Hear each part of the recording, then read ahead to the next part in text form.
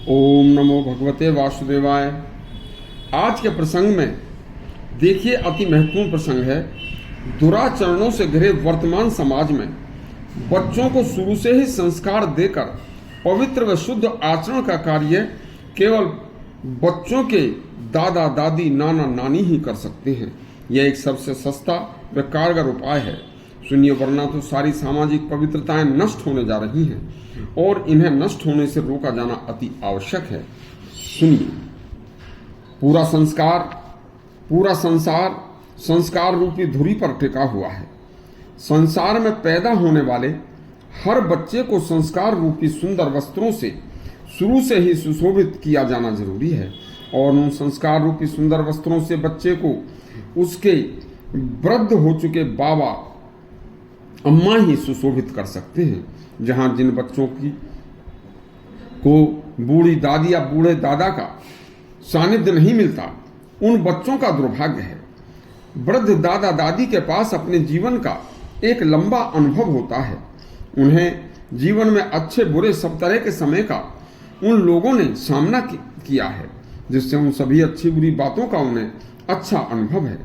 वृद्ध होने पर दादा दादी पोते पोती को हर दिन दिनचर्या पर उनकी नजर रखना बहुत जरूरी है। उन्हें ऐसा करने या न करने की नसीहत पग पग पर दादा दादी किया करते हैं। अनादिकाल से ज्ञान की अजस्र धारा प्रवाहित होती चली आ रही है। उस ज्ञान गंगा में बच्चे को स्नान कराने के लिए अनादिकाल से राजा महाराजा धनी लोग अपने बच्चों को तपस्वी ज्ञानी ऋषि मुनियों के आश्रम में संस्कार सिखाने के लिए ही भेजा करते थे।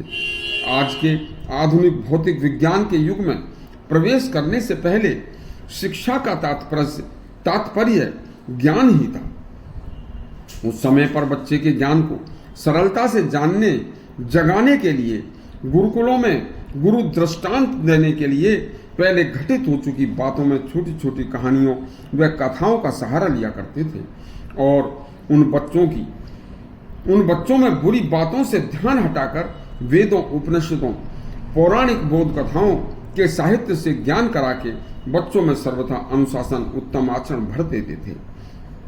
बच्चों को सन्मार्ग दिखाने वाली उत्तम चरित्र भागवत भक्ति का सत्कार्य के साथ विपत्ति में भी धर्म व धैर्य को न खोना, हमेशा उत्तम चरित्र का आचरण करना वह सिखाते थे।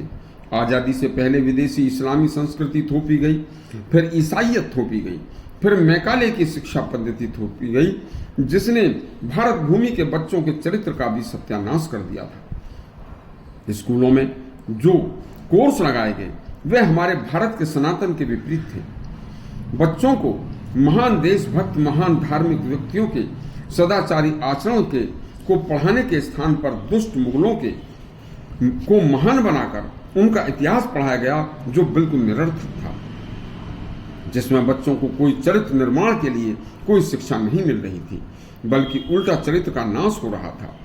कि जवान होने पर एक बेटा औरंगजेब अपने बूढ़े पिता को जेल में डाल देता है, एक भाई सगा भाई अपने सगे भाइयों दारा सुजा मुराद की गर्दन उड़ा देता है और स्वयं शासक बन जाता है।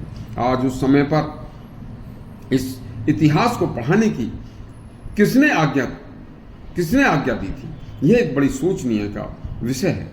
ऐसे इतिहासों की पढ़ाई से प्रेरित होकर जवान बेटे वृद्ध माता पिता अपने साथ अपने वृद्ध माता पिता को नहीं रखते, जबकि बूढ़े माता पिता अपने बहु बेटों के साथ रहकर ही अपने पोती पोतियों को संस्कारवान बनाने, अपने जीवन के सभी अनुभवों के आधार पर बेटे पोते पोतियों को कलयुगी समाज में दादा दादी संस्कार सिखाने में उन्हें पथ भ्रष्ट होने से बचाते हैं। जिस घर में कोई बुजुर्ग नहीं होता और माता पिता को अपने कार्यों से फुर्सत नहीं, उस घर के बच्चों पर कलयुगी समाज की काली छाया बहुत जल्दी पड़नी शुरू हो जाती है और उनका जीवन कष्टमय गुजरता है।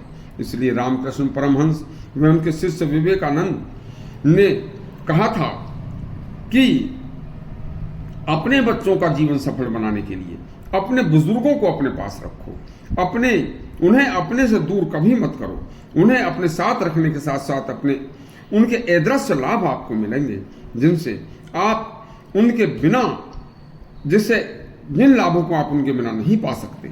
यदि आपको यह प्रसंग अच्छा लगा हो तो हमारा चैनल सब्सक्राइब करें और घंटी दबाएं। धन्यवाद।